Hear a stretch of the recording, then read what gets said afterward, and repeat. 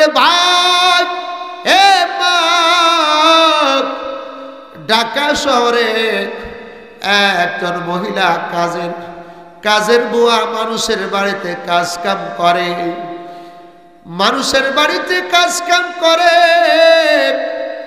যখন সে মৃত্যুর শয্যায় বিছানায় চলে গেছে, যখন সে বিছানায় পড়ে গেছে, বাড়ির মালিক রে মনিবাকে ডেকে বলে, ও মনিবা, আমার স্বামীর বাড়ি থেকে যে ট্রাঙ্কটা দিয়েছিল ট্রাঙ্কটা আমার কাছেই থাকে, ওই ট্রাঙ্কের ভিতর ট্রাঙ্কটা একটু দিকে নিয়ে আসে। ওই ট্রাঙ্কটা যখন আনছে, আনার পরে বলে এই ট্রাঙ্কের ভিতর একটা সাবান আছে। এবার দেখে অনেক পুরাতন আমলের একটা সাবান ওই ট্রাঙ্কের ভিতর আছে। বলে এই সাবানটা কেন, কি জন্য পুরাতন আমলের সাবানটা রাখছে? ডাক দে বলে, মনিবারে, আমি যখন নতুন আমার বিবাহ শাদী হয়, আমি তখন আমাকে যেই সাবান দেয়া ডলে ডলে, নতুন করে ডলে ডলে যেই সাবান দিয়ে আমারে গোসল করাইছিল, আমি সেই সাবানটা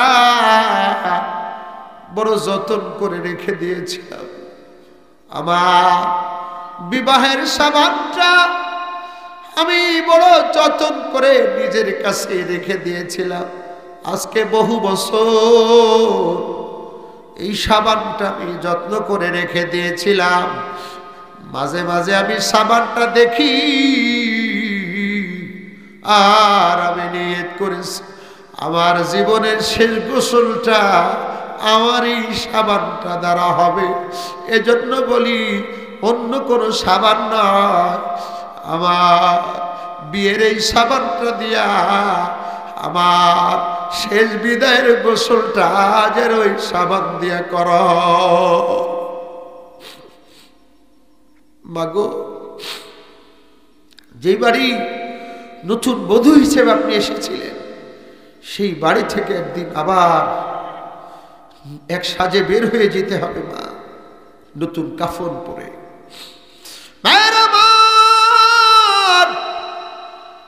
এবার গোসল দেওয়ার পর 3 টুকরা কাপড়ের কাপড়ে পেঁচাইয়া টান টান করে বাঁধন দেয়া দিবে।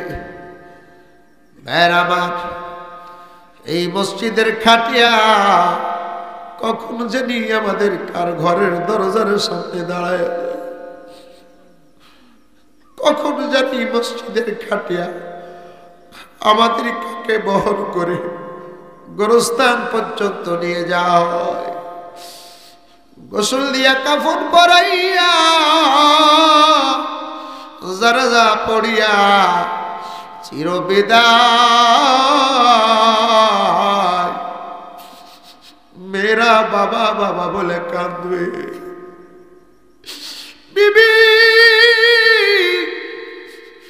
ঘরের এক কোণে আঁচলে মুখ দিয়া ফুফায় ফুফায় কাঁদবে।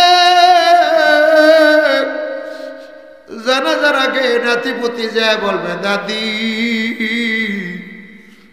তুমি আমার দাদারে মাফ করে দিস কি?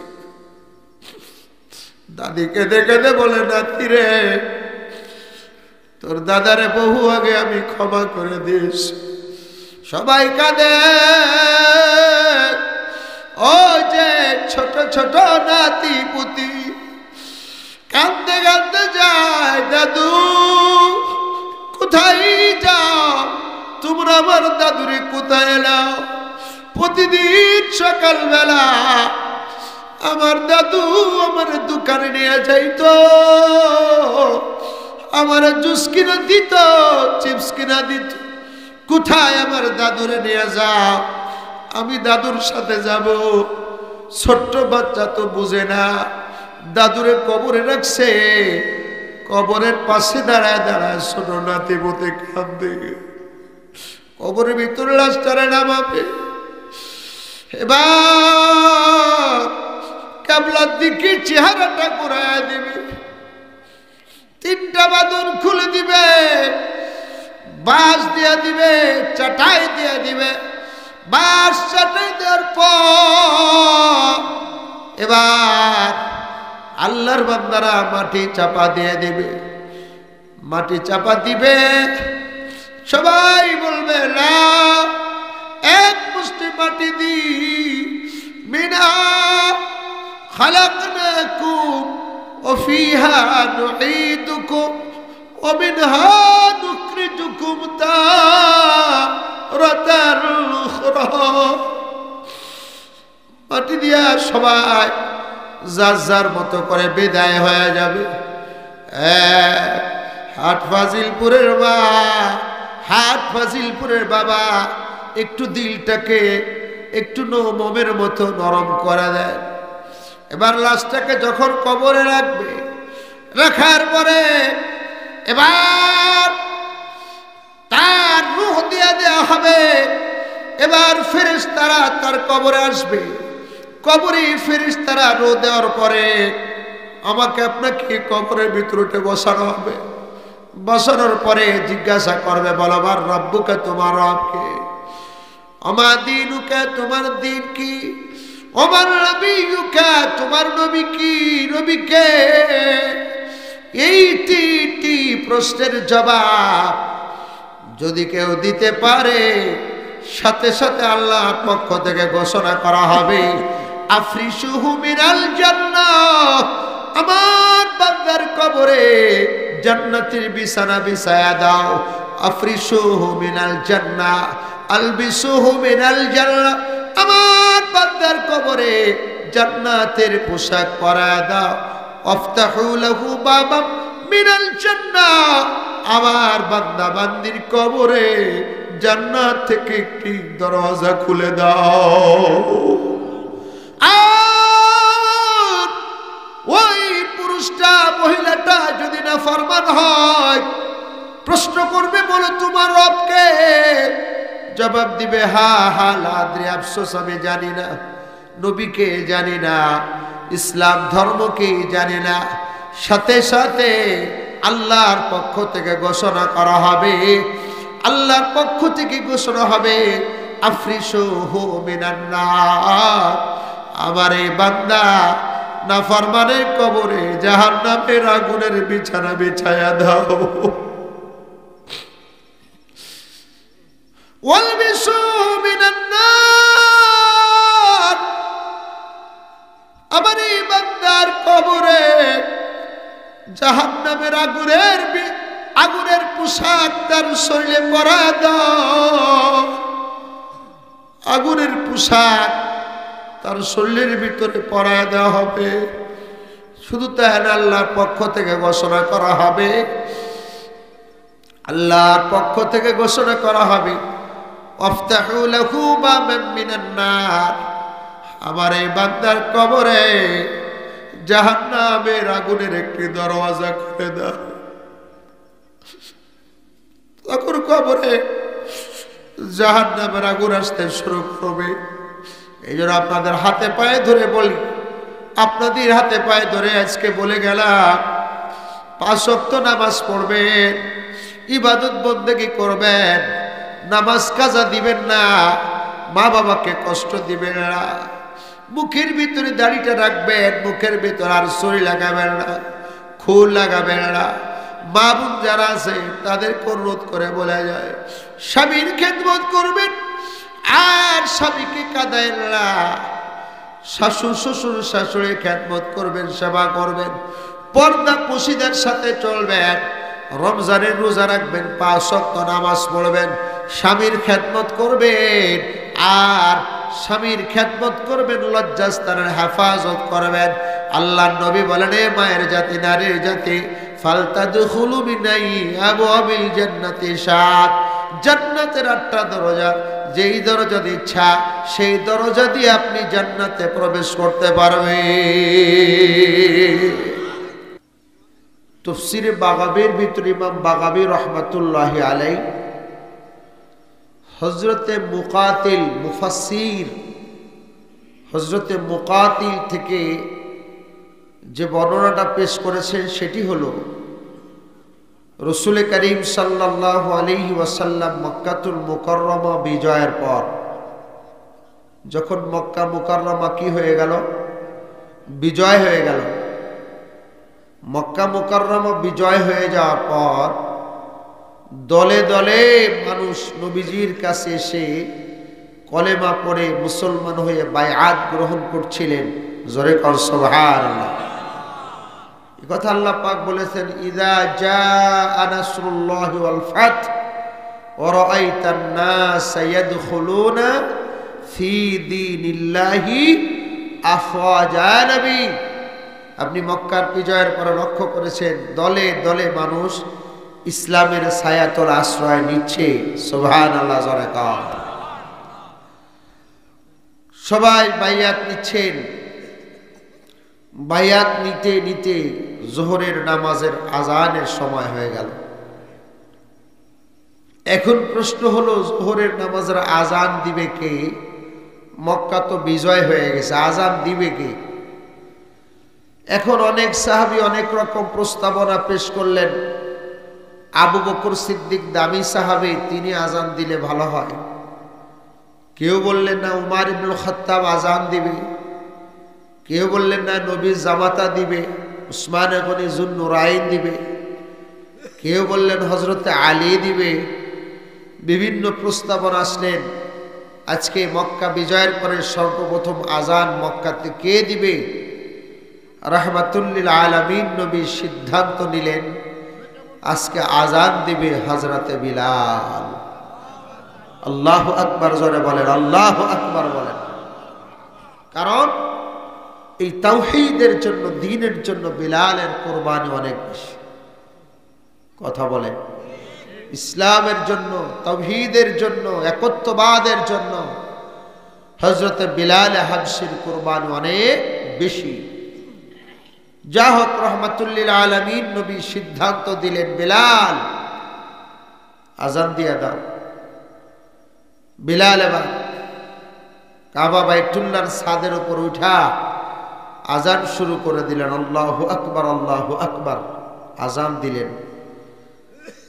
আবার সুর দিয়ে আজান দিতে গেলে অনেকেই মনে করবে যে ফজরের আজান হয়ে গেছে, লাভ দিয়ে উঠবে। কথা কয় না?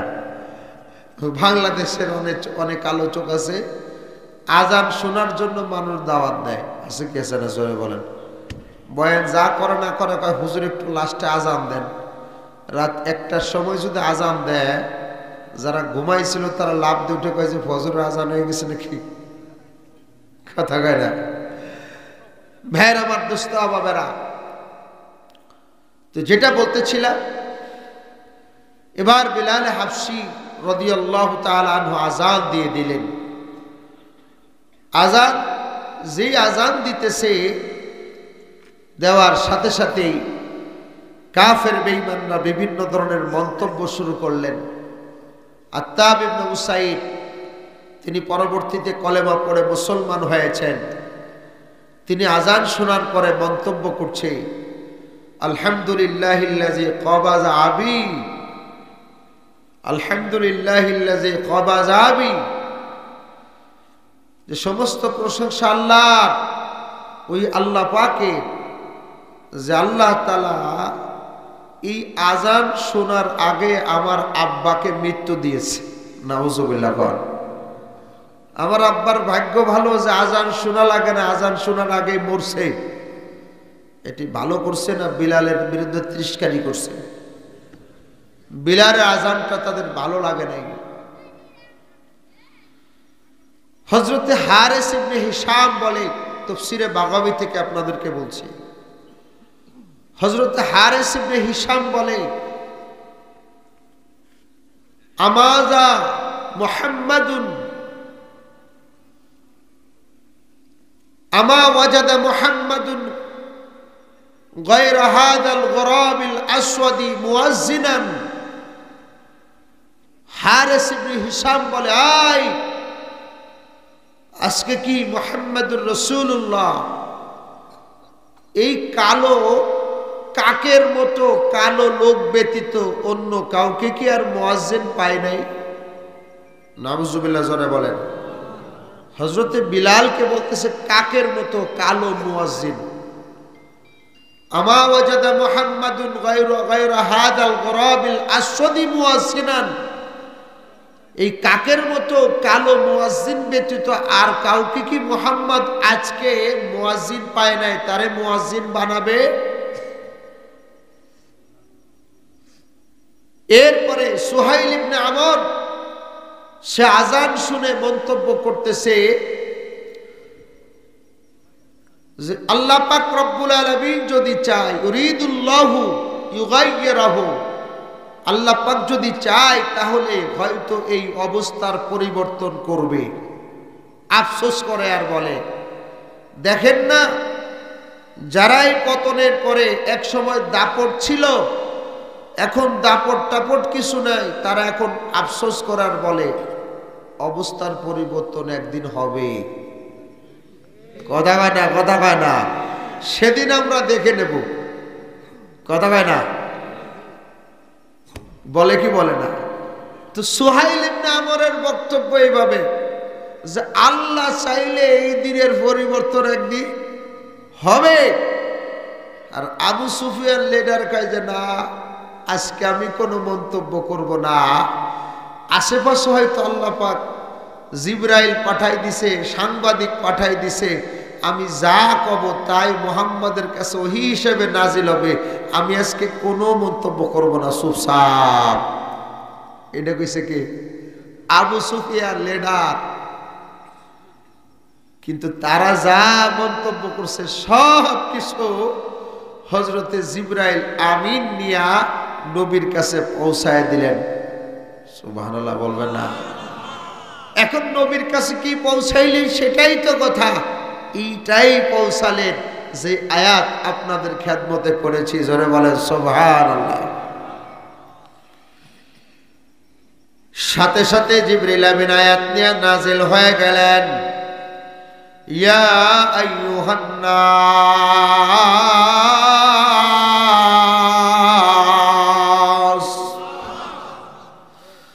ইয়া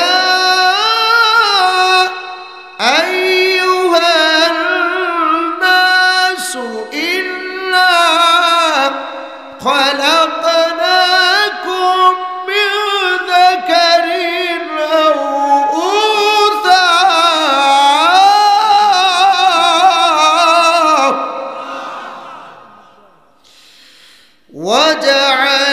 وجعلناكم شعوبا وقبائل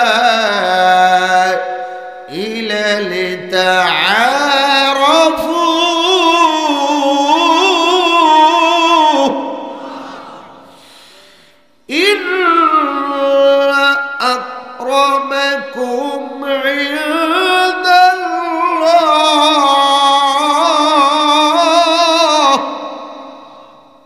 আপনাকে ক্ষুধা লাগছে, তাহলে কর্তৃপক্ষকে বলে আগে তবরাক দিয়ে দিই, আমরা 5-10 মিনিট খেয়ে তারপরে শুরু করি।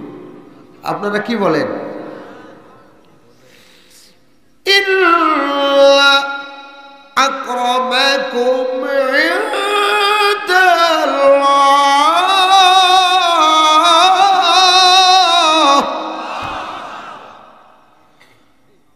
ইন্না আকরামাকুম ইনদাল্লাহি আতকাকুম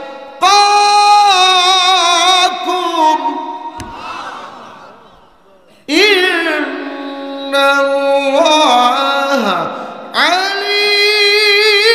আলিমুন খাবীর।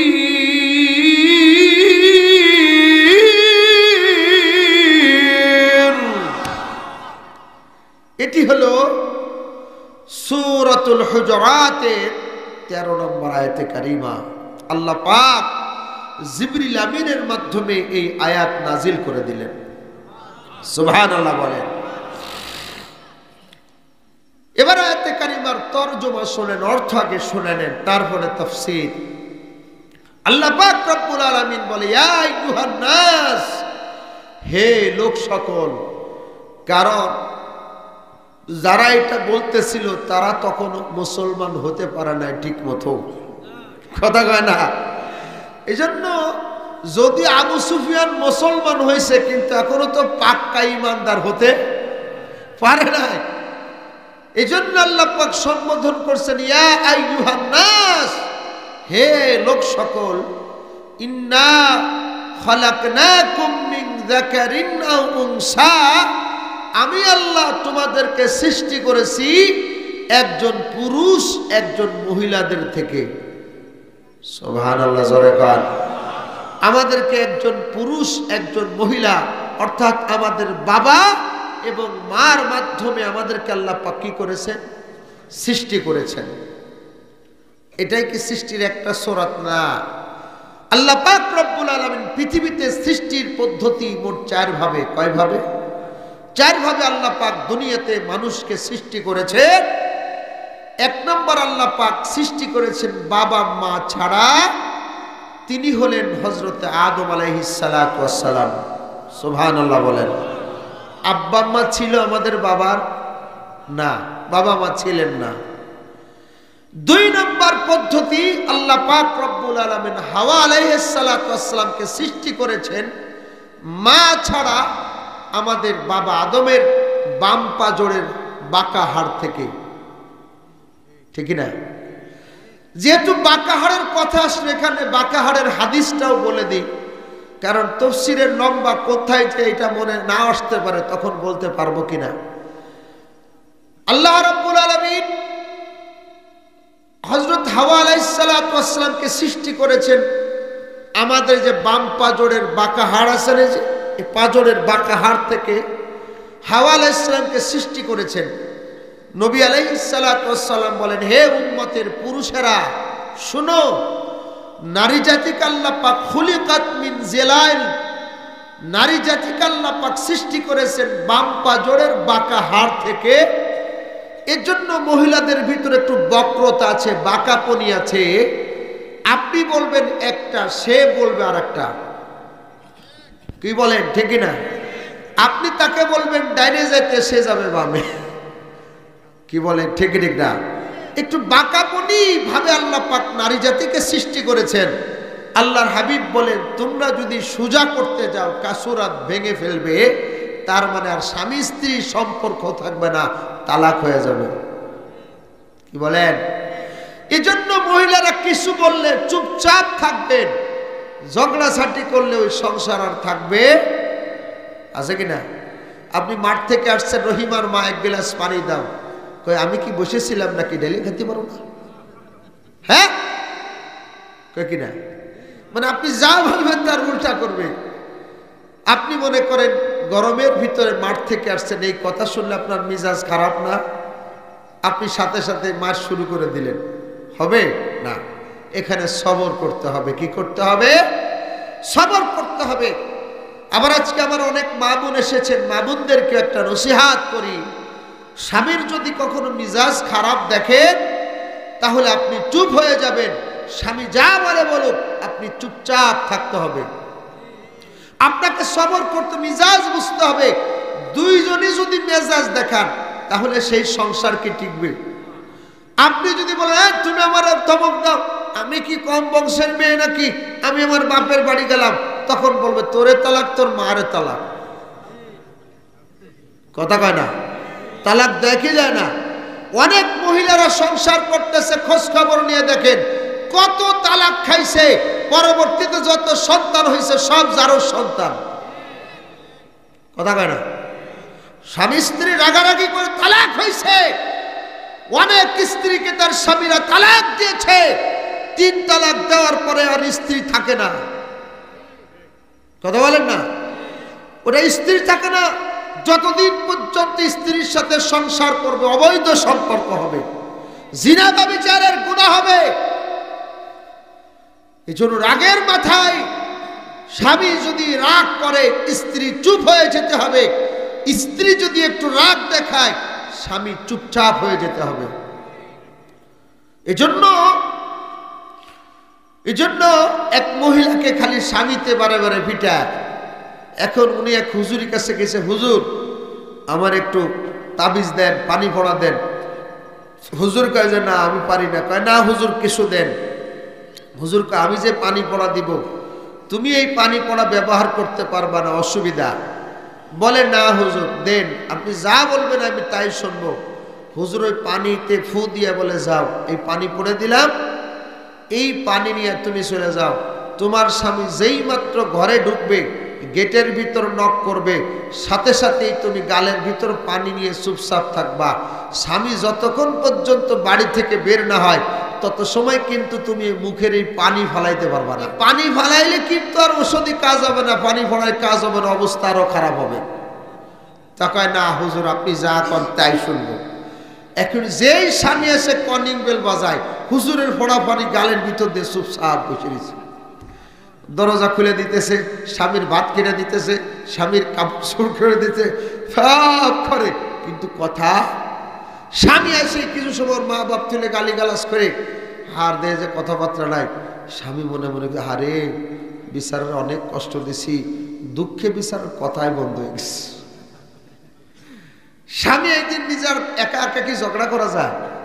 সূরাতুল মুজাদালা নামক একটা সূরা আল্লাহ পাক নাজিল করছে, মহাগ্রন্থ আল কোরআনের 49 নম্বর সূরা 28 নম্বর পারা 2 নম্বর পৃষ্ঠা, সূরাতুল মুজাদালা। এই সূরার ভিতর নবীর সাথে একজন মহিলা ঝগড়া করছে, এই জন্য সূরার নাম সূরাতুল মুজাদালা। তার মানে ঝগড়া একা একা হয় না, ঝগড়া করতে দুইজন লাগে। কথা কয় না মুসলমান? বাবে মুফালার সিগা মুজাদালা, তো মানে দুইজনে ঝগড়া করতে হয়, 2-3 জনে, ঠিক না? কষ্ট হইতেছে আপনাদের? একটু ধৈর্য ধরতে হবে ভাইরা আমার, দোস্ত বাবেরা। এবার মহিলা যখন গালের ভিতর পানি রাখছে, প্রথম দিন নিজে নিজে অনেক সময় ঝগড়া টগড়া করে আবার কাজে চলে গেছে, আর কিছু বলে না। পরের দিন আবার দরজায় যেই নক করছে, কলিং দিছে, মহিলা পানি নিয়ে চুপচাপ বসে রয়েছে, স্বামীর সাথে আর কথা বলে না। আরে স্বামী বিচারা, আরে আমি তো স্ত্রীর উপর অনেক অন্যায় করছি, বিচারার দিলটা পাথরের মতো হয়ে গেছে, আমার সাথে একটাও কথা, কত কিছু বললাম, কথা বললো না। পরের দিন আর একটু গালিগালাজ কম করছে, পরের দিনও চলে গেছে। পরের দিন আবার এই অবস্থা, 3-4 দিন 5 দিন 1 সপ্তাহ হওয়ার পরে যে স্ত্রীর হাত পা জড়ায় ধরছে, রহিমার মা তুমি আমার মাফ করে দাও, তোমার আমি কত মারিছি, ও রহিমার মা আমার তুমি ক্ষমা করে দাও, আমি ভুল করেছি। সুবহানাল্লাহ। এখন আর তোমার আমি জীবনে মারবো না, আমি তোমার আদর করব, তুমি আমার সাথে কথা কও, তুমি কথা না করলে আমার দিলটা আর বাঁচি না। রহিমার মা স্বামী যখন বাড়িতে গেছে, তাড়াতাড়ি হুজুরের জন্য হাদিয়াটা দিয়ে নেয়, হুজুরের বাড়ি হাজির। হুজুর আপনার পানি ভরায় কাজ হয়েছে। কিসের পানি ভরা হয়েছে? আমি তো কিছু তোমার ভরে দিন, এমনি ফুমার ছিলাম। কি কারণ হুজুর এত সুন্দর কাজ হইলো? এত সুন্দর কাজ না, আসলে ওই পানি যে মুখে রাখছো না, ওই সুপ মান সামাতা নাজা, যে সুপ থাকে সে নাজাত পায়। তুমি সুপ ছিলা যতক্ষণ পর্যন্ত পানি ছিল, এই জন্য তুমি সুপ ছিলা যে তুমি স্বামী তোমার ভালোবাসছে। তোমার মুখে যদি পানি না থাকতো কত মারামারি হইতো। কথা কন ঠিক ঠিক না? এই জন্য আমার মারা, আমার বোনেরা, আপনাদেরকে তাফসীর মাহফিল থেকে শিক্ষা নিতে হবে। আল্লাহ তো আপনাদের বাঁকা হাড় দ্বারা বানাইছে, আপনাদের ভিতরে একটু বাঁকাপনি আছে। স্বামী যদি বলে এটা করো, আপনি এর উল্টাটা করেন, আছে কি আছে না? স্বামী যদি কয় পর্দা করো, কিসের পর্দা? তোমার মা করে না, তোমার বোন করে না, কি বলে কি বলে না? উল্টা একটা বলবে আমার মা। খবরদার খবরদার, আপনি এমনটি করবেন না। আপনি আপনার স্বামীর সাথে ভালো ব্যবহার করবেন, আল্লাহ তৌফিক দান করেন। আর একটু জোরে বলেন আমিন। ভাইয়ের আমার, দোস্ত আহবাবেরা, 1 নম্বর পদ্ধতি। 2 নম্বর পদ্ধতি, হাওয়া আলাইহিস সালামকে আল্লাহ পাক সৃষ্টি করেছেন আদম আলাইহিস সালামের বাম পা জোড়ের বাঁকা হাড় দ্বারা, বাপজান থেকে মা নাই, ঠিক না? আর 3 নম্বর পদ্ধতি, আল্লাহ তাআলা ঈসা রূহুল্লাহকে সৃষ্টি করেছে মার মাধ্যমে, ওনার বাবা নাই। কথা বলেন, বাবা ছিল? বাবা ছিল না, শুধু মার মাধ্যমে, মায়ের মাধ্যমে আল্লাহ তাআলা সৃষ্টি করেছেন। আর 4র্থ প্রকারের পদ্ধতি আল্লাহ পাক এই আয়াতে যেটা বলেছে, ইন্না খালাকনাকুম মিন যাকারিন ওয়া উনসা, আমি তোমাদেরকে সৃষ্টি করেছি একজন পুরুষ আর একজন মহিলা থেকে। সুবহানাল্লাহ, জোরে বলেন। আব্বা আম্মা থেকে আমি আল্লাহ তোমাদেরকে সৃষ্টি করেছি। এজন্য আল্লাহ পাক রব্বুল আলামিন কোরআনে কারীমে সৃষ্টির ব্যাপারে অনেক আয়াত নাজিল করেছে, অনেক আয়াত নাজিল করেছে।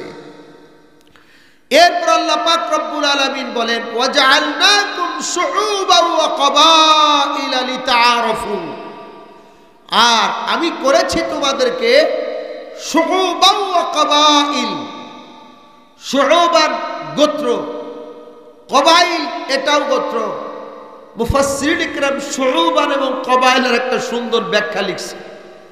সেটা হলো আমাদের গোত্র বা বংশ যে সৃষ্টি হয় এটার দুইটা দিক আছে, একটা হলো উপরের দিক আর একটা হলো নিচের দিক। কথা বলেন, একটা উপরের দিক আর একটা কি নিচের দিক। উপরের দিক তাকান, উপরের দিকে বলছে 6টা পরস্পর 6টা গোষ্ঠী, অর্থাৎ উপরের দিকে মনে করেন একজন বাবা থাকে, বাবার বাবা, তার বাবা, তার বাবা, তার বাবা, আছে কি আছে না? ওয়াজআলনাকুম শুউবা ওয়া ক্বাবাইলা, আর এরপরে বলে কবিলা, গোত্র, এরপরে এই গোত্র, এই গোত্র, আছে কি আছে না? জোরে বলেন। একটা হলো বংশগত নসল, উপর এবং নিচ মিলে একটা, আর একটা হলো গোত্র। গোত্র কি বুঝেন? আপনাদের এই এলাকা লেখছেন যে মোল্লাপাড়া, তার মানে এই এলাকায় মোল্লা বংশের বসবাস বেশি। আরে কথা হয় না? এই জন্য মসজিদের নাম দিয়েছেন মোল্লাপাড়া। কি বলে? গোরস্থান। মোল্লাপাড়া গোরস্থান, তা তো গোরস্থান তো লেখা নেই।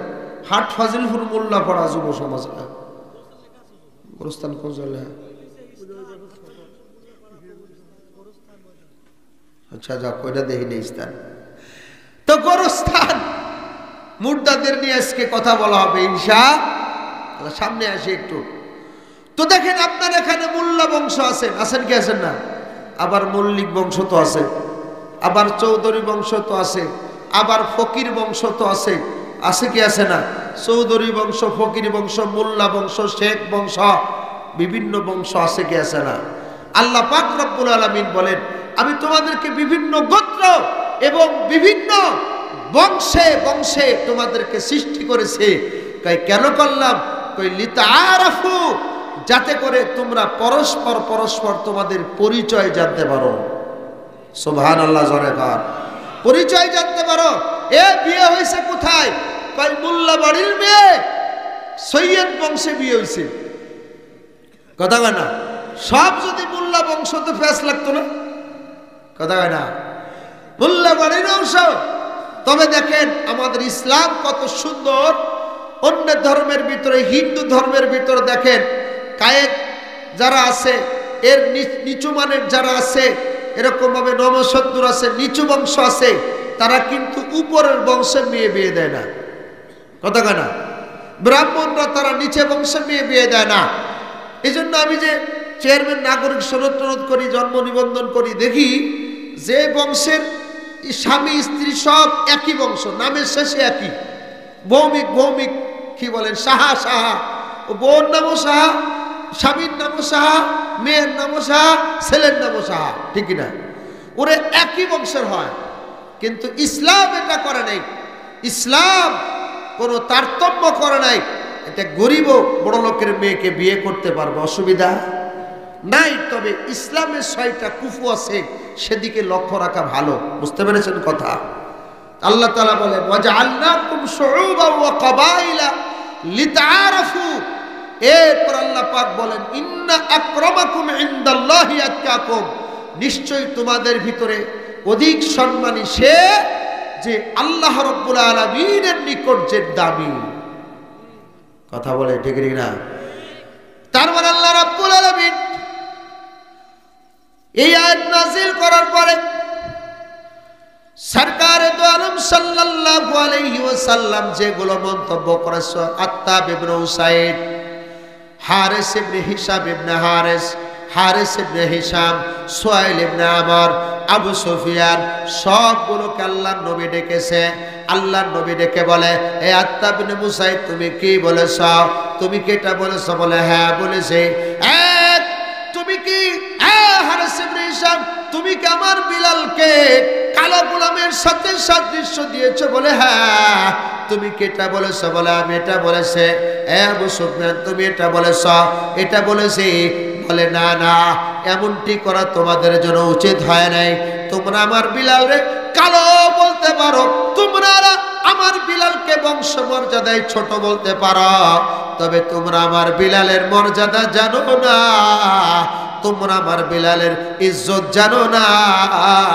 আল্লাহ নবী মেরাজে সফর করেছেন। মেরাজের রজনীতে আল্লাহ নবী সরকার দো আলম সাল্লাল্লাহু আলাইহি ওয়াসাল্লাম জান্নাতের ভিতর দিয়ে ঘোরাফেরা করছে। আল্লাহর নবী জান্নাতের ভিতর দিয়ে হাঁটাহাঁটি করতেছে। আল্লাহর নবী পায়ের আওয়াজ পাইলেন যে হযরতে বিলাল আল্লাহর নবীর সামনাসামনি খড়ম পায়ে দিয়া জান্নাতের ভিতরে হাঁটাহাঁটি করে। আল্লাহর নবী দুনিয়াতে এসে বলল, বিলাল, জান্নাতের ভিতরে তোমাকে আমার আগে আগে হাঁটতে দেখলাম, বিলাল তুমি কি আমল করো? হযরতে বিলালের এই অবস্থাটা কি একদিনই হয়েছে? হযরতে বিলাল উমাইয়ার গোলাম, উমাইয়া হযরতে বিলাল নবীর সন্তান পাওয়ার পরে নবীর কাছে গিয়েছেন, কলেমা পড়েছেন, মুসলমান হয়েছে। মুসলমান হওয়ার পরে উমাইয়া সাবধান করেছে, বিলাল নবীর ধর্ম ছেড়ে দাও, কলেমা ছেড়ে দাও, আমাদের বাপ দাদার ধর্মের উপর থাকো। হযরতে বিলাল বলে, না না, ও আমার মনে উমাইয়া শোনেন, আমি নবীর ধর্ম ইসলাম গ্রহণ করেছি, কলেমা পড়েছি, এক আল্লাহ বিশ্বাসে হয়েছি, আমি এটা জিন্দেগিতে ছাড়তে পারবো না। এই কথা বলার পরে আরবের নিষ্ঠুর কাফেরেরা আবু জেহেলের নেতৃত্বে হযরতে বিলালকে সারা রাত ধরে হযরতে বিলালকে পিটিয়েছে। হযরতে বিলালকে মারতে মারতে তার শরীরের চামড়াগুলো ঠেকিয়েছে, শরীরের গোশতগুলো ঠেকিয়েছে। হযরতে বিলালের রক্তে জমিনটা রঞ্জিত হয়ে গেছে। হযরতে বিলাল মার খেতে খেতে রক্ত ঝরতে ঝরতে বেহুশ হয়ে জমিনের ভিতর পড়ে গেছে। আবার তারা বিলালকে হুঁশ ফেরাই দিছে, মাথায় পানি ঢেলে বিলালকে হুঁশ ফিরিয়েছে। এবার হুঁশ ফেরানোর পরে কাফেররা বলে, বিলাল এখনো সময় আছে, তুমি রবের কাছে ফিরে আসো, আমাদের বাপ দাদার ধর্ম মেনে নাও। হযরতে বিলাল বলে, আহাদ আহাদ আহাদ, আমার জীবন চলে যেতে পারে, আমি আমার রব ছাড়তে পারবো না, আমি রব ছাড়তে পারবো না।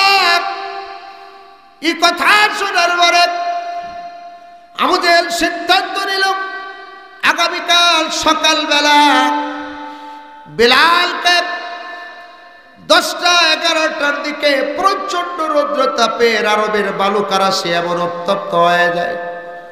দোস্ত বাবার, এখনো যদি আরবের বালুকারাশের ভেতর দিয়ে আপনারা হাঁটেন, পার ভিতরে ঠুসা করে যাবে। এই উত্তপ্ত বালুকারাশির ভিতর দিয়ে বিলালকে টানা হেঁচড়া করতে হবে। এবার আবু জেহেল উমাইয়ার গোষ্ঠী হযরতে বিলালের গলার ভিতর রশি লাগাইয়া আরবের দুষ্ট যুবকদের হাতে রশিটা ছেড়ে দিয়ে বলে, তোমরা বিলালকে উত্তপ্ত বালুকারাশির ভিতর দিয়ে বিলালকে টানা হেঁচড়া করবা। হযরতে বিলাল উত্তপ্ত বালুকারাশির ভিতর দিয়ে টানা হেঁচড়া করে। কত পাথরের টুকরার আঘাতে হযরতে বিলালের শরীরটা ছিলে রক্ত বের হয়। বিলালের গোশতগুলো ছিঁড়ে যায়, কিন্তু বিলাল রব ছাড়ে না।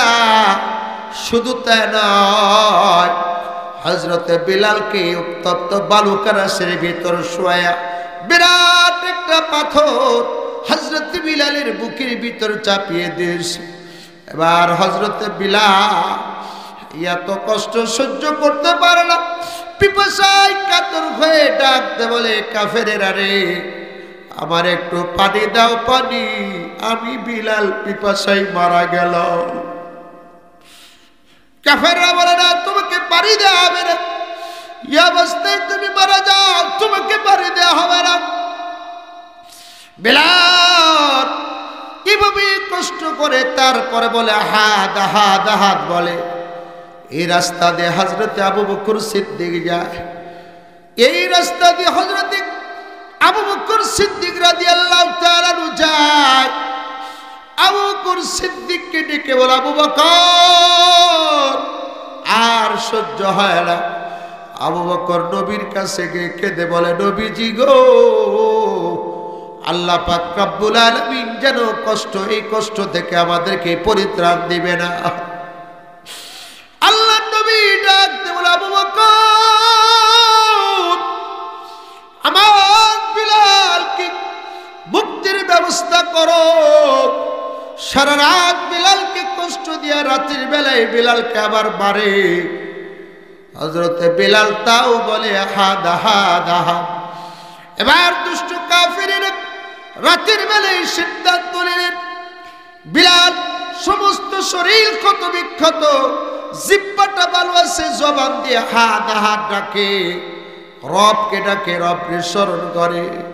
এবার দুষ্ট আবু জেহেল সিদ্ধান্ত নিল, বড় একটা পেরেকটা আগুনের ভিতর দিয়ে, পেরেকটা যখন লাল টকটক করছে,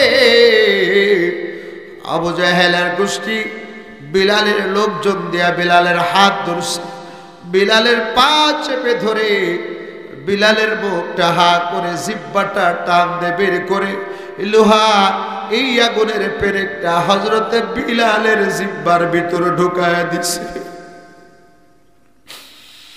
হযরতে বিলাল এতদিন শরীর ক্ষত বিক্ষত ছিল, জবান দিয়ে হাত হাত বলে ডাকতে পারত, কিন্তু হযরতে বিলাল এখন জবানের দ্বারা হাত হাত বলে ডাকতে পারে না। আল্লাহ নবী ওদিকে সাহাবে আজমানকে পাঠিয়েছে, সাহাবে আজমানকে পাঠিয়েছে, যাও বিলালকে নিয়ে আসো। উমাইয়াকে বলো, উমাইয়া, বিলালকে আমরা কিনতে চাই, বলো বিলালকে আজাদ করে দিব, কিনবো আমরা। বলে, কিনার মতো টাকা নেই। বলে, উমাইয়া, তুমি আজকে যা চাইবা তাই দিব, তারপরও বিলালরে আমরা কিনে নিয়ে যাব। আমার দোস্ত বাবারা, এবার বিলালের মুখে ওই যে পেরেক লাগানো আছে, এবার আবু বকর সিদ্দিক বিলালের পেরেকটা খুলতে যায়। হযরতে বিলাল কেমন জানে ডেকে বলে, খুইল না এলো না সিদ্দিক, খুইল না এলো না সিদ্দিক, খুইল না। আল্লাহর হাবিব সাল্লাল্লাহু আলাইহি ওয়াসাল্লামের কাছে নিয়ে গেছে রাহমাতুল লিল আলামিন। হযরত বিলাল পেরেকটা খুলেছে, সাহাবে আজমাইনও কান্দে। বিলালের ইসলামের জন্য, দিনের জন্যই কোরবানি। এবার আল্লাহ নবী সাহাবে আজমাইনদেরকে ডেকে বলেন, কাফেরদেরকে ডেকে বলেন, এই কাফেরেরা, আমার বিলালের চামড়া কালো, আমার বিলাল হাবশা দেশের মানুষ, এই জন্য তোমরা আমার বিলালকে ক্রিটিসাইজ করেছ, ছোট করেছ, আমার বিলালকে ছোট করেছ। মনে রেখো, দুনিয়ার ভিতরে শ্রেষ্ঠ কর আল্লাহ পাক রব্বুল আলামিন বলেন, ইন্না আকরামাকুম ইনদাল্লাহি আতকাকুম, তোমাদের ভিতরে যারা, ইন্না আকরামাকুম ইনদাল্লাহি আতকাকুম, তোমাদের ভিতরে সে মহা সম্মানী দামি যে আল্লাহ রাব্বুল আলামিনের কাছে দামি। ভাইরা আমার, দোস্ত বাবারা, এ সিনেদের মুসলমানেরা, আজকে যদি আপনারা আমাকে দামি বলেন, আজকে যদি ইমাম সাহেবকে দামি বলেন, অথবা নিজেরা নিজেদেরকে দামি বলেন, হবে না। আল্লাহ রাব্বুল আলামিন যদি আমাকে আপনাকে ভালো না বলে, আল্লাহ রাব্বুল আলামিন যদি আমাকে আপনাকে ভালো না বলে, দুনিয়ার সবাই যদি আমাকে ভালো বলে, সেটার কোনো দাম নাই। কারণ আল্লাহর কাছে যিনি দামি তিনি হবে দুনিয়ার ভিতরে আখিরাতে দামি। এই জন্য হাকিম মোহাম্মদ আখতার রহমাতুল্লাহি আলাইহি উনি ওনার মাসনাবি শরীফের ভিতরে একটা ঘটনা লিখছে। একটা মেয়েকে আজকে তার বিবাহ শাদী সুন্দর করে বান্ধবীরা সাজায় দিতেছে, আর বান্ধবীরা বলতেছে, ও বান্ধবী, আজকে তোমার চেহারা অনেক সুন্দর, তোমার স্বামী আজকে তোমাকে অনেক পছন্দ করবে, আজকে তোমার আনন্দের দিন, আনন্দের রজনী সামনে। কিন্তু মেয়েটাকে তার বান্ধবীরা যত প্রশংসা করে, মেয়েটা তত বেশি কান্নাকাটি করছে।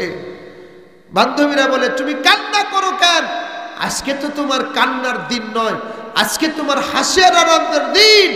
সাথে সাথেই ওই মেয়েটা তখন বলতেছে, বান্ধবীরা রে, তোমরা আজকে আমাকে অনেক ভালো বলছো, আজকে আমার বাড়িওয়ালিরা আমাকে অনেক ভালো বলছে, আমার ঘরের লোকজন সব আমাকে অনেক সুন্দর বলছো, ভালো বলছো।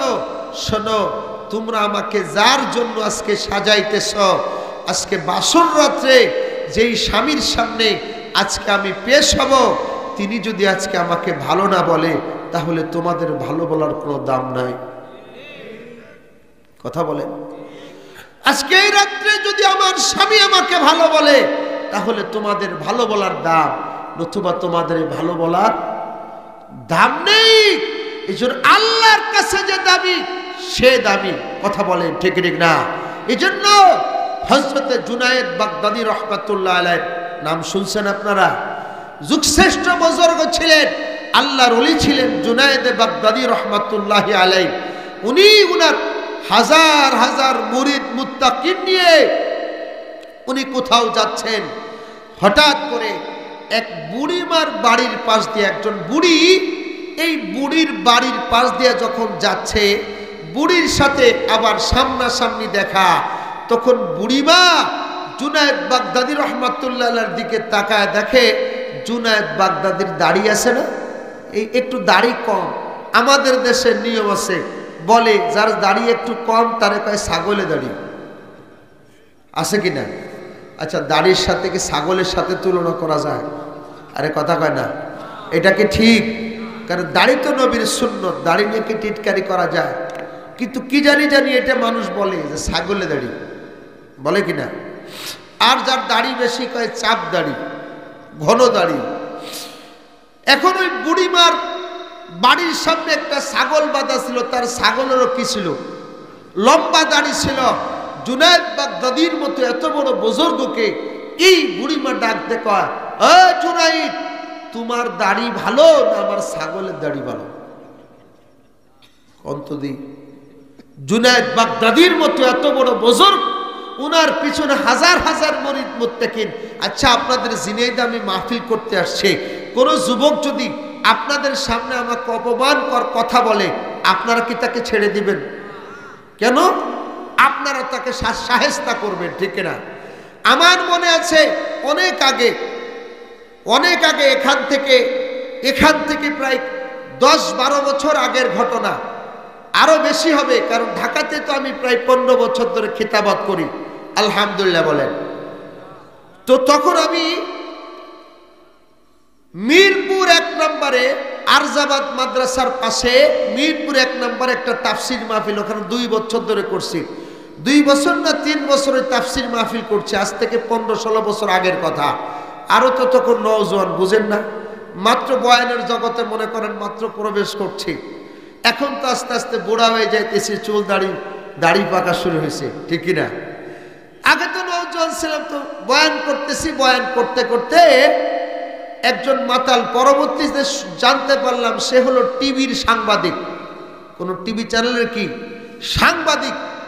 সাংবাদিকরা সাংঘাতিক মত নাকি গাঁজা পান করে সে আসছে মাহফিল শুনতে।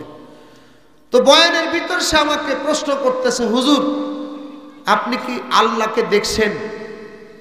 নাউজুবিল্লাহ খান। বয়ানের ভিতর আমাকে প্রশ্ন করতেছে, আবার কইতেছেন হুজুর আপনারা যে বয়ান করেন আপনারা কি আল্লাহর সাথে কথা বলছেন?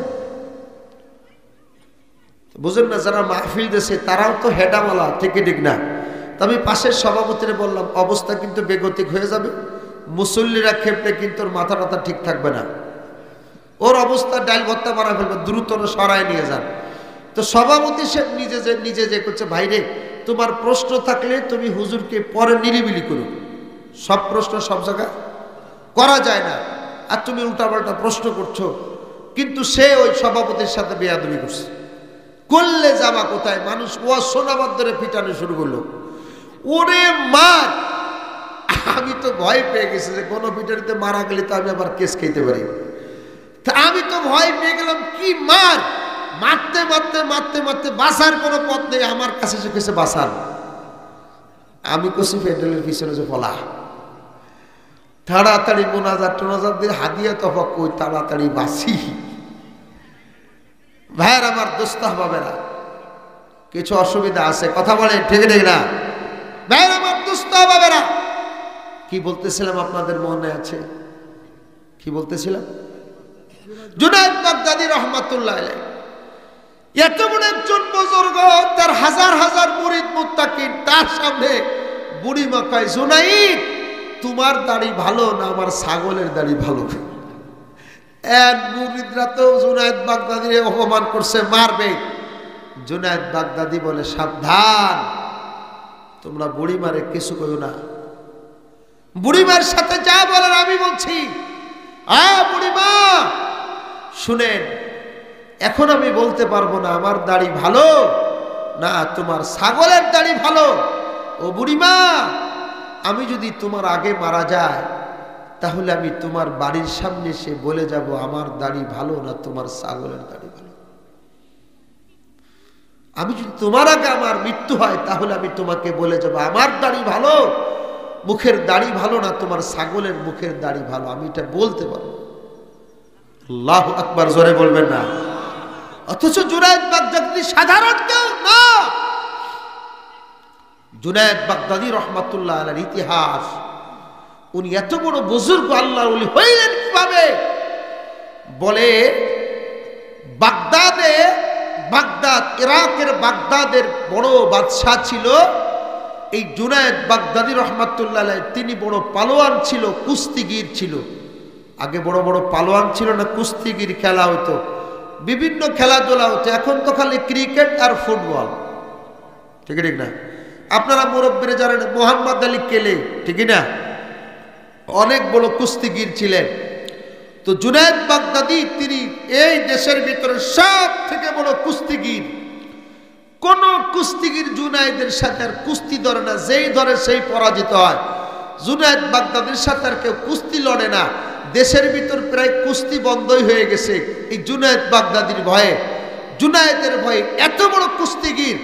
এখন বাদশাহ নিজেই একটা কুস্তির আয়োজন করেছে, এই পালোয়ান খেলার আয়োজন করেছে।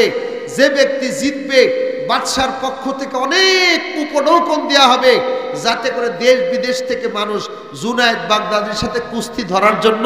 জুনায়েদকে বাদশাহ নিজের শহরের ভিতরে, নিজের দেশের ভিতরে রেখে, রাজ দরবারে রেখে জুনায়েদকে টাকা পয়সা অনেক ধনী বানিয়ে দিয়েছে।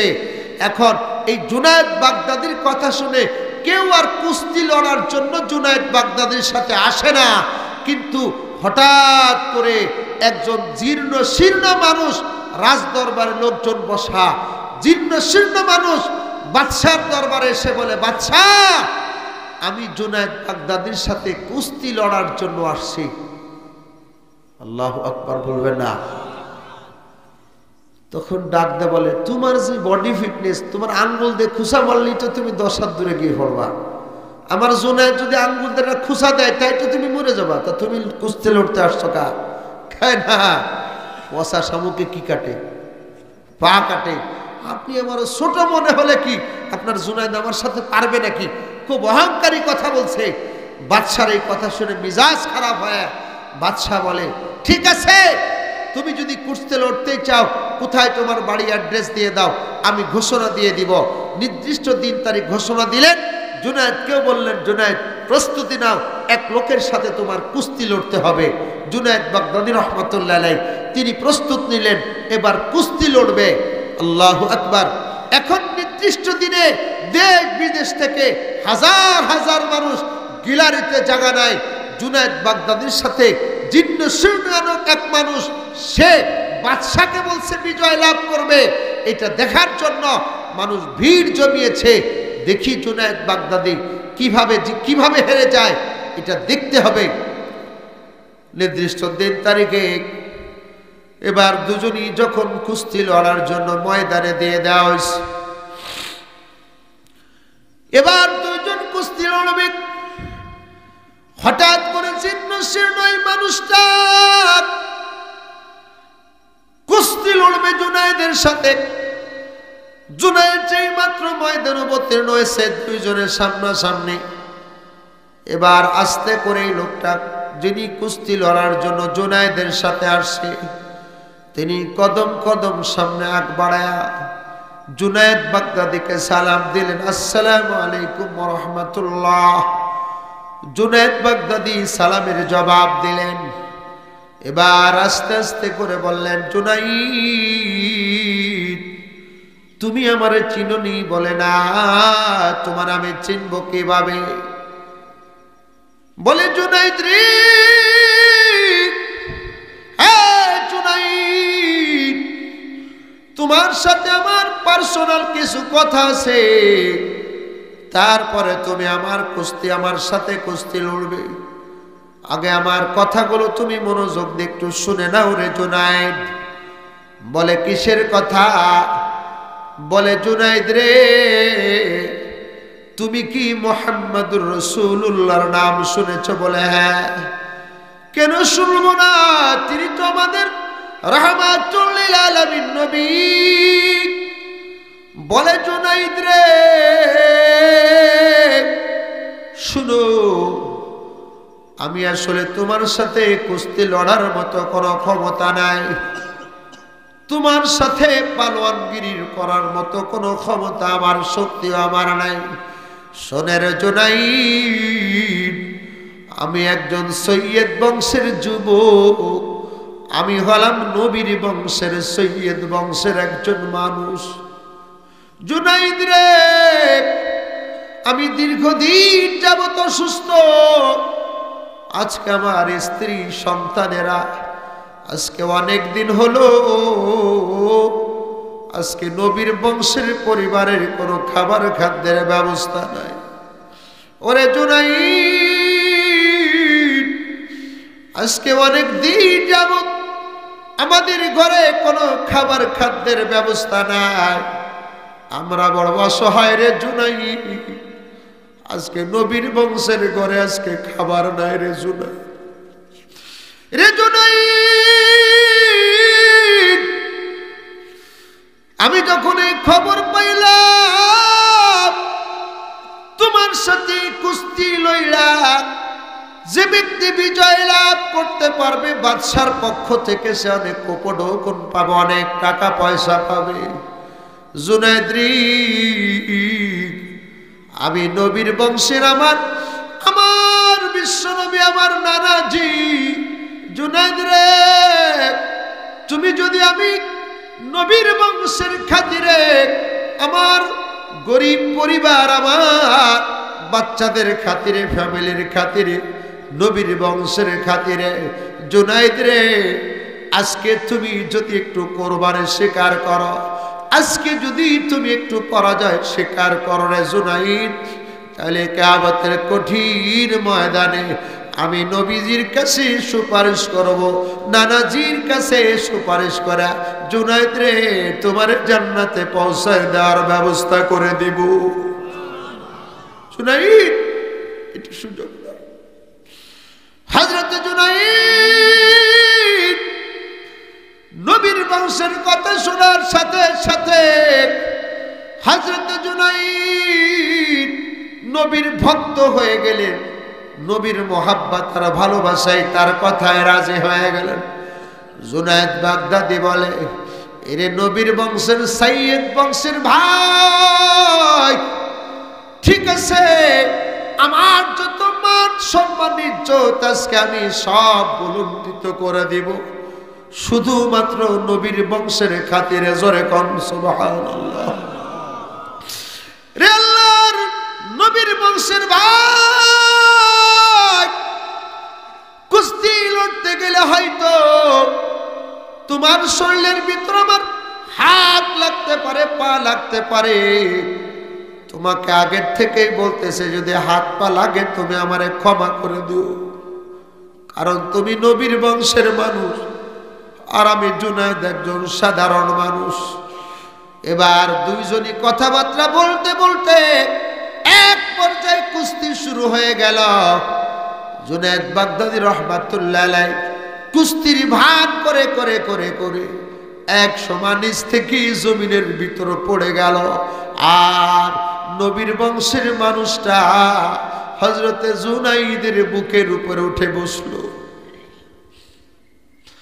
হযরতে জুনাইদ নিজেকে কুরবানি করার কারণে বাদশা ভৎসনা করতেছে, দেশের সমস্ত মানুষ ভৎসনা করতেছে। বাদশা বলে, তোমার আমি নুন খাওয়াই কে, তুমি আমার সাথে নেমো খারামি করলে, আমাকে অপদস্থ করলা। এবার জুনায়েদ বাগদাদী কথা বলে না, লজ্জা শরমে জুনায়েদ বাগদাদী ঘর থেকে বের হয় না। রাতের বেলায় হযরতে জুনায়েদ বাগদাদী ঘুমিয়েছে, ঘুমের করে স্বপ্ন দেখে মদিনার নবী কামলিওয়ালা নবী জুনায়েদ বাগদাদীর সামনে এসে হাজির। জুনায়েদের কাছে এসে বলে, জুনায়েদ,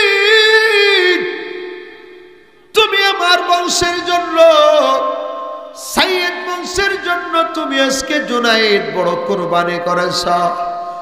ওরে জুনায়েদ, সাইয়্যিদ বংশের জন্য তুমি বড় কুরবানি করেছ। এরে জুনায়েদ, জুনায়েদ শোনো, দুনিয়ার মানুষের কাছে তোমার ইজ্জত সম্মান কমে যেতে পারে, স্বাভাবিক, কিন্তু তোমাকে এমন ইজ্জত আর সম্মান আর ইজ্জত আল্লাহ পাক দান করবে, কিয়ামত পর্যন্ত পৃথিবীর মানুষ তোমাকে নেক নামে স্মরণ করবে। চিৎকার মেরে বলি সুবহানাল্লাহ। এটাই হলো হযরতে জুনায়েদ বাগদাদী রাহমাতুল্লাহ আলাইহি। শুধু তাই নয়, কিতাবের ভিতরে জুনায়েদ বাগদাদীর ঘটনা লিখছে, এক ইহুদির সাথে জুনায়েদ বাগদাদীর বন্ধুত্ব ছিল। একদিন ওই ইহুদি কথাবার্তা বলতেছে, হঠাৎ করে যাওয়ার জন্য পাগল হয়ে গেছে। যাইবা কই? বলে আমাদের ইহুদিদের একটা প্রোগ্রাম হয়, জলসা হয়, সেখানে শুধু ইহুদিরাই থাকে, অন্য কেউ থাকে না। আমাদের ইহুদি একজন ধর্মযাজক, সে আমাদেরকে নসিহত করে। জুনায়েদ বাগদাদী বলে, আমিও তোমাদের সেখানে যাব। বলে না, সেখানে কোনো মুসলমান প্রবেশ করলে নিয়ম হলো সাথে সাথে তাকে হত্যা করে দেওয়া। জুনায়েদ তোমাকে হত্যা করে দিবে। বলে না, আমি তোমার মতো ওই পোশাক পরে যাব, তারা টের পাবে না। বলে ঠিক আছে। এবার উনার মতো পোশাক পরে ইহুদি বন্ধুর সাথে যেই মাত্র গেছে, অনেক সময় অনেক বয়স্ক একজন ইহুদি পণ্ডিত, সে এসে চেয়ারে বসছে। প্রত্যেক বছরে সে একটা নসিহত করে, বেশি নসিহত করে না, লোকজন একটা নসিহত শুনে চলে যায়। আজকে উনি চেয়ারে বসে, আজকে আর নসিহত করতে পারে না, চুপচাপ হয়ে গেছে।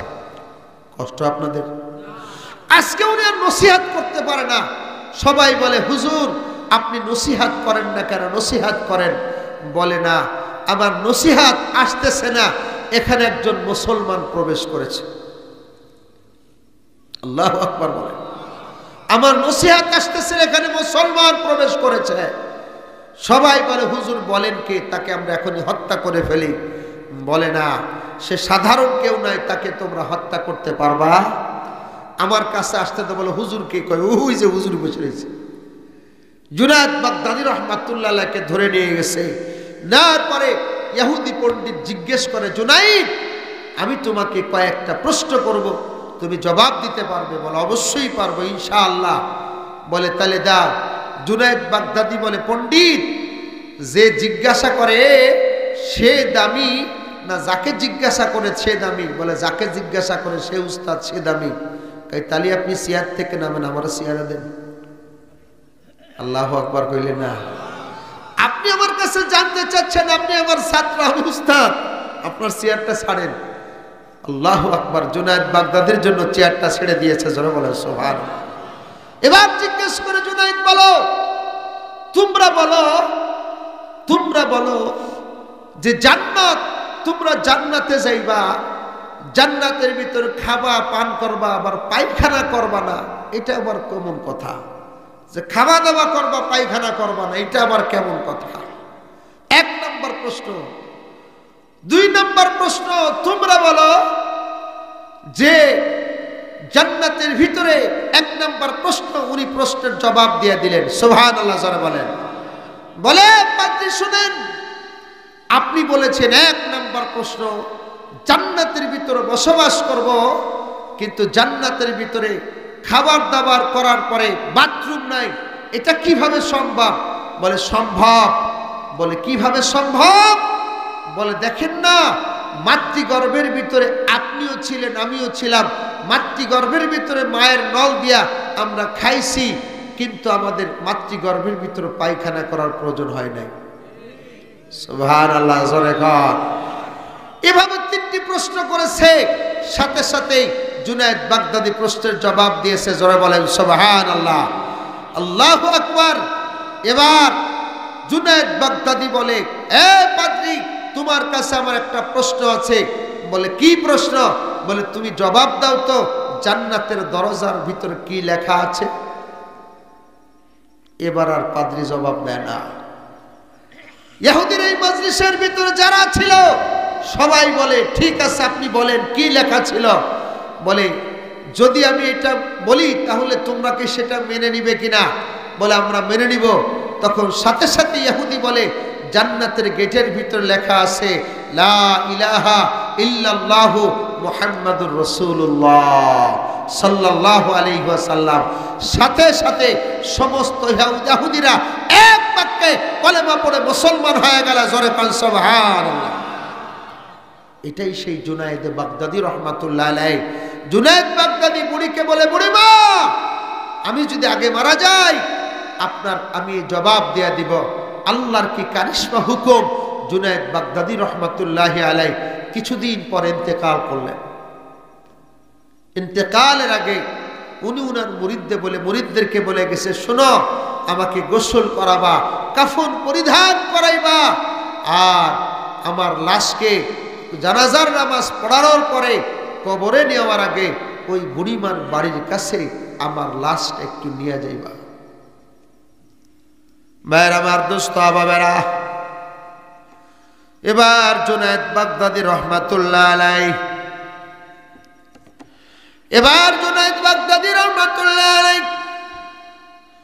ওনাকে গোসল করাইয়া কাফনের কাপড়ে পেঁচাইয়া জানাজার নামাজ পড়াইয়া হাট ফাজিলপুর এলাকার মা বোনেরা, যুবকেরা, মুরব্বী বাবাজেরা, আজকে রাত্রির বেলায় যদি আমার আপনার কাছে আজরাইল এসে পড়ে,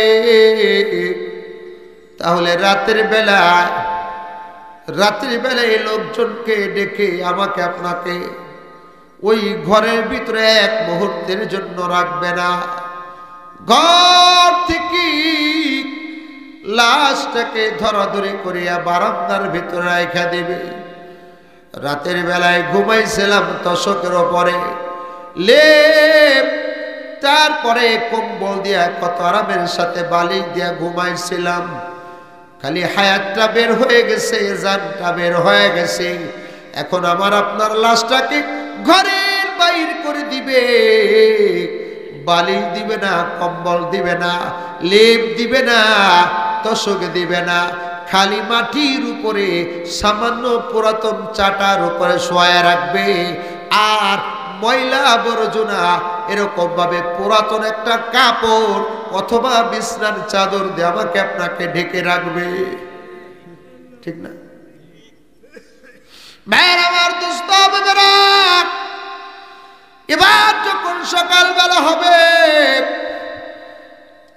কেউ যাবে বাজারে কাফনের কাপড় আনবার জন্য, আবার কেউ যাবে বডির মাপ নেওয়া অন্ধকার গরস্থানে কবর খননের জন্য, কেউ লাশটাকে ধরাধরি করিয়া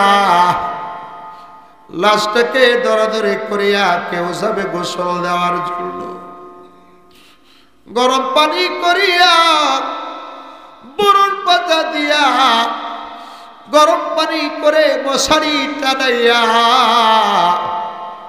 সুন্দর করে কাপড় চোপড় দিয়ে ঘিরিয়া লাশটাকে ধরাধরি করিয়া মশারির ভিতর লাশটাকে ঢুকাইয়া নাকে কানে নাকের ভিতর তুলা দিয়ে দিবে, কানের ভিতরে তুলা দিয়া দিবে, সাবান দিয়া ডলে ডলে এবার গোসল দিবে।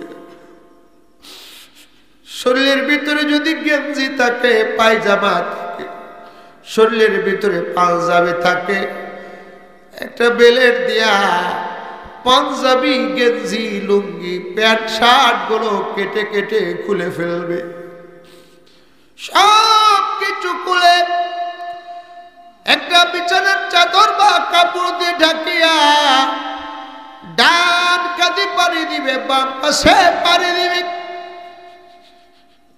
সুন্দর করে পেটের ভিতর চাপ দেয়া ময়লা আবর্জনা পরিষ্কার পরিচ্ছন্ন করে ডলে ডলে গোসল দিবে, ডলে ডলে গোসল দিবে, সাবান দিয়া ডলে ডলে গোসল দিবে, সাবান দিয়ে ডলে ডলে গোসল দিবে। এ বাবা, এ মা, এ কলিজার টুকরা যুবক, জীবনে দেশি বিদেশি কত শ্যাম্পুর সাবান ব্যবহার কর, কত দামি দামি সাবান আর শ্যাম্পু ব্যবহার করলাম। ভাই, এ মা, ঢাকা শহরে একজন মহিলা কাজের বুয়া মানুষের বাড়িতে কাজ কাম করে, মানুষের বাড়িতে কাজ কাম করে। যখন সে মৃত্যুর শয্যায় বিছানায় চলে গেছে, যখন সে বিছানায় পড়ে গেছে, বাড়ির মালিক মনিবাকে ডেকে বলে, ও মনিবা, আমার স্বামীর বাড়ি থেকে যে ট্রাঙ্কটা দিয়েছিল ট্রাঙ্কটা আমার কাছেই থাকে, ওই ট্রাঙ্কের ভিতর ট্রাঙ্কটা একটু দিকে নিয়ে আসে। ওই ট্রাঙ্কটা যখন আনছে, আনার পরে বলে এই ট্রাঙ্কের ভিতর একটা সাবান আছে। এবার দেখে অনেক পুরাতন আমলের একটা সাবান ওই ট্রাঙ্কের ভিতর আছে। বলে এই সাবানটা কেন, কি জন্য পুরাতন আমলের সাবানটা রাখছে? ডাক দেয় বলে, মনিবারে, আমি যখন নতুন আমার বিবাহ শাদী হয়, আমি তখন আমাকে যেই সাবান দেয়া ডলে ডলে নতুন করে ডলে ডলে যেই সাবান দিয়ে আমারে গোসল করাইছিল, আমি সেই সাবানটা বড় যত্ন করে রেখে দিয়েছিলাম। আমার বিবাহের সাবানটা আমি বড় যত্ন করে নিজের কাছে রেখে দিয়েছিলাম। আজকে বহু বছর এই সাবানটা আমি যত্ন করে রেখে দিয়েছিলাম। মাঝে মাঝে আমি সাবানটা দেখি আর আমি নিয়ত করেছি আমার জীবনের শেষ গোসলটা আমার এই সাবানটা দ্বারা হবে। এজন্য বলি, অন্য কোনো সাবান নয়, আমার বিয়ের এই সাবানটা দিয়া আমার শেষ বিদায়ের গোসলটা আজের ওই সাবান দিয়া কর। মাগো, যে বাড়ি নতুন বধূ হিসেবে আপনি এসেছিলেন, সেই বাড়ি থেকে একদিন আবার এক সাজে বের হয়ে যেতে হবে মা, নতুন কাফন পরে।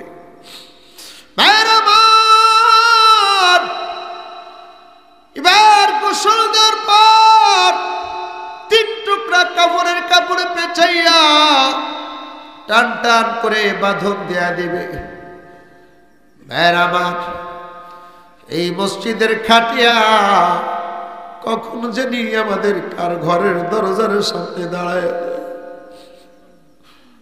কখন জানি মসজিদের খাটিয়া আমাদের কাকে বহন করে গোরস্থান পর্যন্ত নিয়ে যাওয়া হয়। গোসল দিয়া কাফন পরাইয়া জানাজা পড়িয়া চিরবিদায় মেরা বাবা বাবা বলে কাঁদবে। বিবি ঘরের এক কোণে আঁচলে মুখ দিয়া ফুফায় ফুফায় কাঁদবে। জানাজার আগে নাতিপুতি যায় বলবে, দাদি তুমি আমার দাদারে মাফ করে দিছো কি? দাদি কেঁদে কেঁদে বলে, নাতি রে, তোর দাদারে বহু আগে আমি ক্ষমা করে দিয়েছি। সবাই কাঁদে। ও যে ছোট ছোট নাতি পুতি কাঁদতে কাঁদতে যায়, দাদু কোথায় যাও তোমরা? আমার দাদুরে কোথায় এলাও? প্রতিদিন সকালবেলা আমার দাদু আমার দোকানে নিয়ে যাইতো, আমার জুস কিনে দিত, চিপস কিনা দিত। কোথায় আমার দাদুরে নিয়ে যাও? আমি দাদুর সাথে যাব। ছোট্ট বাচ্চা তো বুঝে না। দাদুরে কবরে রাখছে, কবরের পাশে দাঁড়ায় দাঁড়ায় ছোট নাতি বতে কাঁদে। কবরের ভিতরে লাশটারে নামাবে। এবার কাবলার দিকে চেহারাটা ঘুরাইয়া দিবে, 3টা বাঁধন খুলে দিবে, বাঁশ দিয়া দিবে, চাটাই দিয়া দিবে। বাঁশ চাটাই দেওয়ার পর এবার আল্লাহর বান্দারা মাটি চাপা দিয়ে দিবে। মাটি চাপা দিবে, সবাই বলবে না, এক মুষ্টি মাটি দি।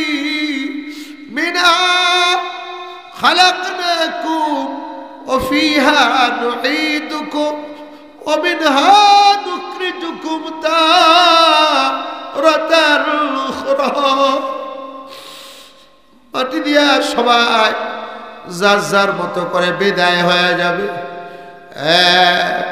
হাট ফাজিলপুরের বাবা একটু দিলটাকে একটু মোমের মতো নরম করে দেয়। এবার লাশটাকে যখন কবরে রাখবে, রাখার পরে এবার তার রূহ দিয়ে দেওয়া হবে। এবার ফেরেশতারা তার কবরে আসবে।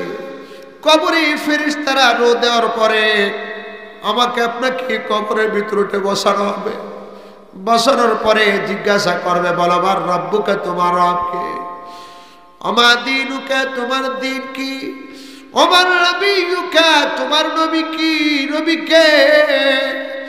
এই 3টি প্রশ্নের জবাব যদি কেউ দিতে পারে, সাথে সাথে আল্লাহর পক্ষ থেকে ঘোষণা করা হবে, আফরিশুহু মিনাল জান্নাহ। আমার বান্দার কবরে জান্নাতের বিছানা বিছায়া দাও। আফরিশুহু মিনাল জান্নাহ আলবিসুহু মিনাল জান্নাহ। আমার বান্দার কবরে জান্নাতের পোশাক পরায়া দাও। আফতাহু লাহু বাবাম মিনাল জান্নাহ। আমার বান্দা বান্দির কবরে জান্নাত থেকে একটি দরজা খুলে দাও। আর ওই পুরুষটা মহিলাটা যদি না ফরমান হয়, বলো তোমার রবকে? জবাব দিবে হা হা লা আদরি, আফসোস আমি জানি না, নবীকে জানি না, ইসলাম ধর্মকে জানি না। সাথে সাথে আল্লাহর পক্ষ থেকে ঘোষণা করা হবে, আল্লাহর পক্ষ থেকে ঘোষণা হবে আফরিসুহু মিনান নার, আমার এই বান্দা নাফরমানের কবরে জাহান্নামের আগুনের বিছানা বিছায়া দাও। ওয়ালবিসুহু মিনান নার, আমার এই বান্দার কবরে জাহান্নামের আগুনের পোশাক তার শরীরে পরায় দাও। আগুনের পোশাক তার শরীরের ভিতরে পরায় দেওয়া হবে। শুধু তাই না, আল্লাহর পক্ষ থেকে ঘোষণা করা হবে, আল্লাহর পক্ষ থেকে ঘোষণা করা হবে আফতাহু লাহু বাবাম মিনান নার, আমার এই বান্দার কবরে জাহান্নামের আগুনের একটি দরওয়াজা খুলে দাও। তখন কবরে জাহান্নামের আগুন আসতে শুরু করবে।